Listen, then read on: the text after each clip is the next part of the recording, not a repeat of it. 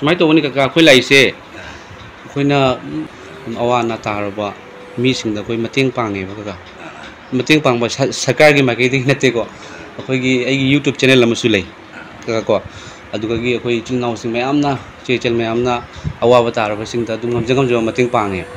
अदो अखोगी नदो इमाथानी दो अइना दुम हंगेबा इमाथानी हंगबदा माना असुमाइना लै अखोई मनाक्ते युम म कका युम से हाय अखोई सु जामना नंगबा युमनी हैना दु खाइरकपदगी चनपा हन्नी एकी खंबा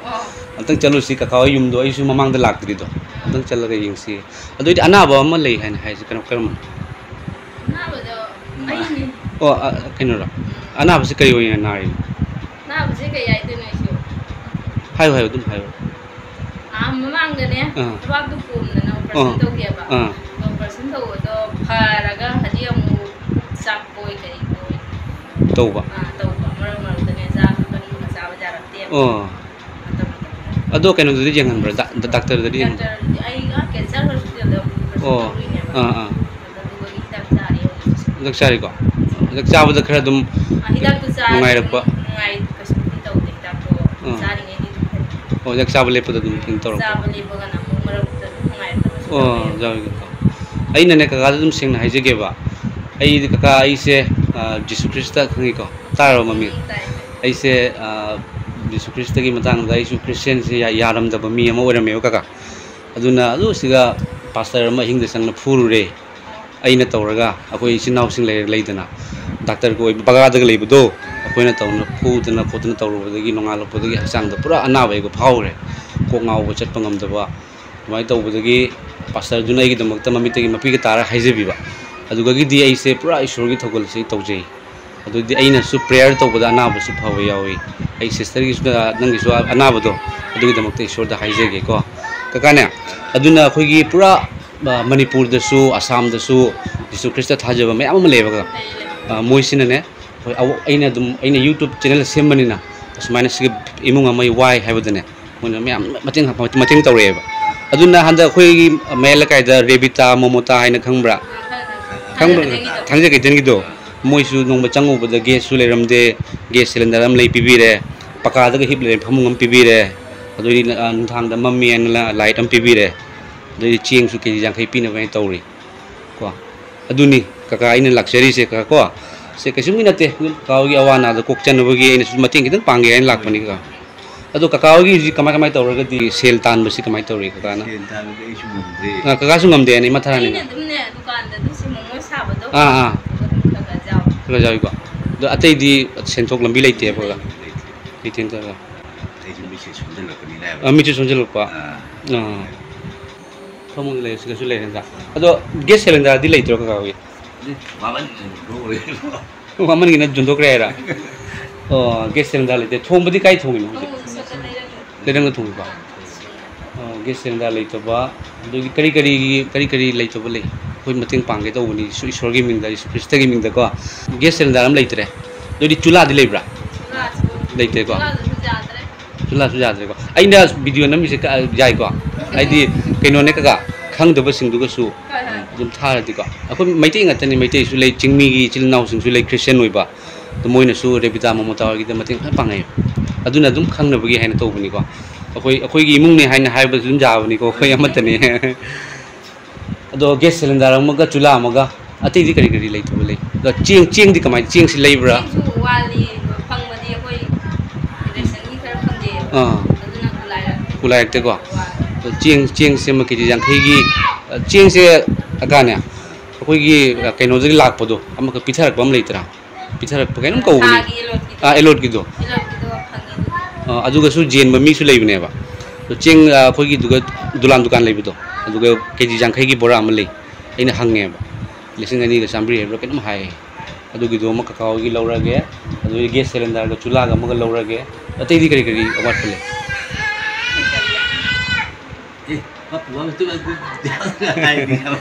हाय कका अखोई से अखोइना अइना खतम मतेंग पाव लई आइना पांग नते को कका ईश्वर की नुसिबदो खंगजरगने हाइदि बाइबल ना वाहाय मा हायबा फुरिट अनि लेरगदी लेतबा मांगोंदा म पिउ चानब लेबा महाकना चामिनो हाइनको नत्रा अदुना ककाओगी वाबसी इमा थारानी ना हाइबदा इसु यामना नुंगाइ हिरुद्रेबा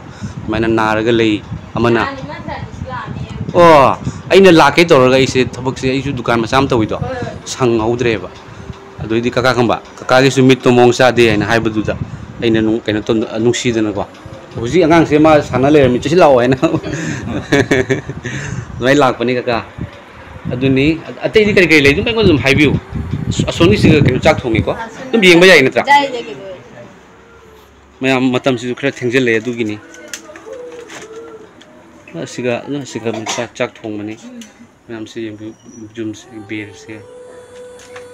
se nong ga kana churi changam gani ba ising changi do yum si de keno de phang badra mamang du thungu bane ba si lotion mangamdre ne yum si lotion mangamdre thong se leite ko pan bangamda leire thong ama pan bangamdri mayam si thong se pandri sigi jum se koino de phang baduni sarkar de pirak pado दुगी सुंदर खेकी से पान बंगम से जो थोंग ला थोंग से लेते दना बेर में तौरी मैम से असनी फैमिली से कोई yum मनाक्तनी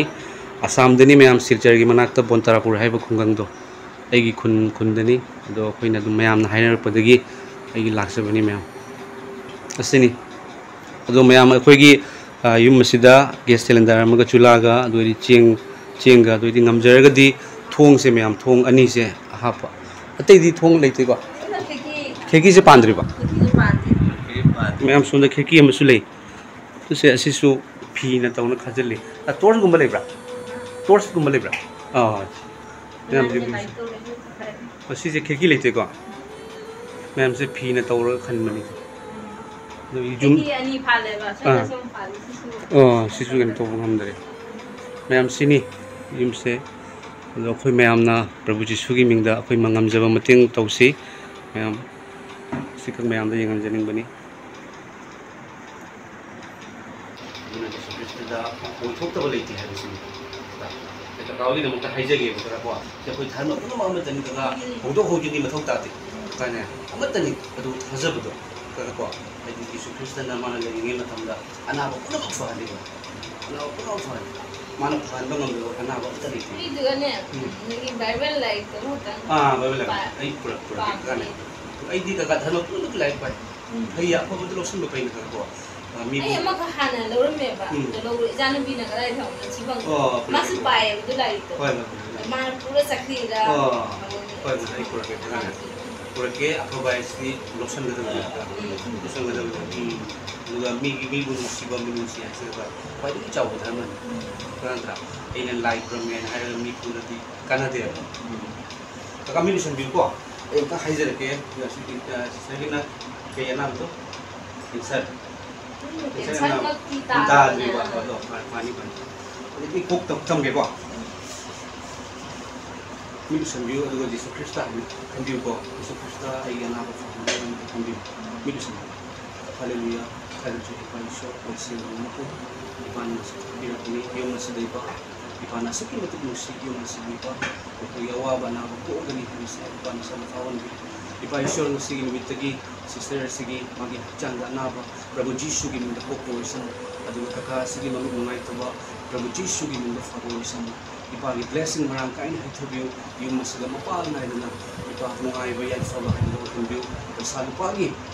alam ba sa pagi thong thingam ta ar su Jesu gi min ko ko sin sister si ana ba ngasi dagi ta na kan ko pe abo er sin ko pagi awa ba na ko ko er sinu yu mas dagi marang kai bin to ba Prabhu Jesu gi min ka ko er sa amen kaga tan thale cheri peying se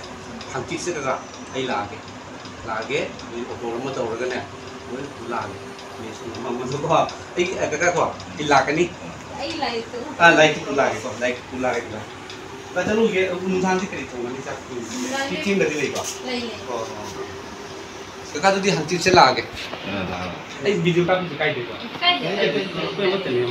बयान दे सुने खाना नहीं अरे काका चलो का सभी number room के वे चली चली बारा तारा जिम के तौर हे हुई स्कूल ले पे मतम दे चली अदुदिने हंती से इने होगी पुंग तरा के लोक पुंग तरा के लोक इन लागे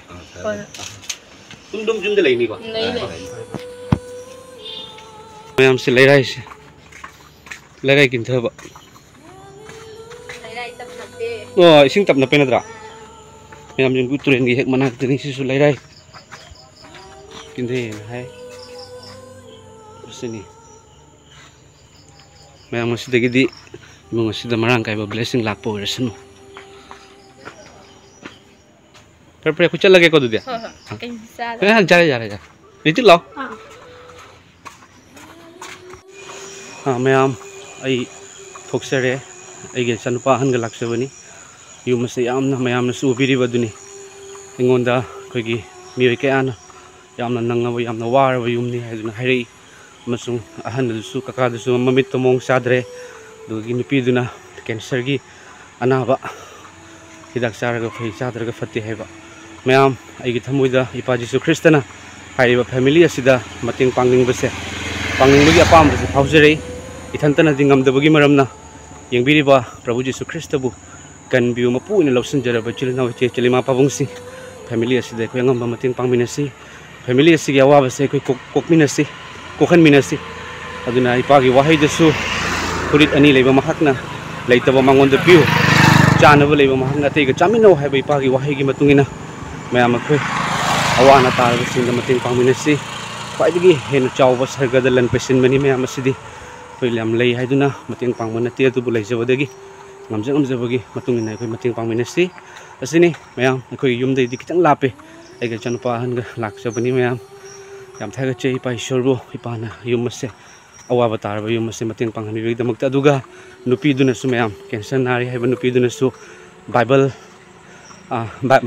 pibiu haiduna hairi aduga bible ama leirami ado angang na pu khamale haiduna hai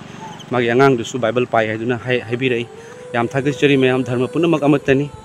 adubu afaba chumba nungshiba mating pangbiba haibado khwaidagi chawko dharma ni mayam sigi wakhalonda amasung Yesu Kristo bu loksan jabagi maramna mi awaba uba ngamaktaba asini mayam thagachari mayam aigi keno number do GPay number do hapsarake scanner su QR code su hapsarake mayam nangam jaba mating pangbiu ai hangchit se mayam haibiding asi sangol sen irai thangje numit pung tara gi duga ai mating puraga laksage haiduna ai haijerami kogi fellowship ki maikei dagi su aduga aigi maikei dagi su soidana mayam ai mating pangjagani mayam na kino tawbiro mayam na mating pangbiro Prabhu Jisu gi mingda soidana family asigi gas cylinder gi awatpa chula gi awatpa aduga gi di kai ching walaga chawa aduga gi di thong leitaba kheki leitaba chingba se koina mayam gi mating ado adugi matung ina ngamjabado mayam koi pangminasi Prabhu Jisu gi mahaki thaujanli Prabhu Jisu na phongdok pirakpani mayam atada ai singasi mogi yunda chatkani haibai khangamde aidum TV yengaga leramani du khangaudana ipana ngi thamoi da phongdorakpudagi pukla hogalaga dress sellaga lakshabani mamsu mamdore mayam thagachari mayam punamakpu Prabhu Jisu Kristana loina bibu oisanu ekhoi ngamjaba mating family asida pangminasi Prabhu Jisu gi mingda amen.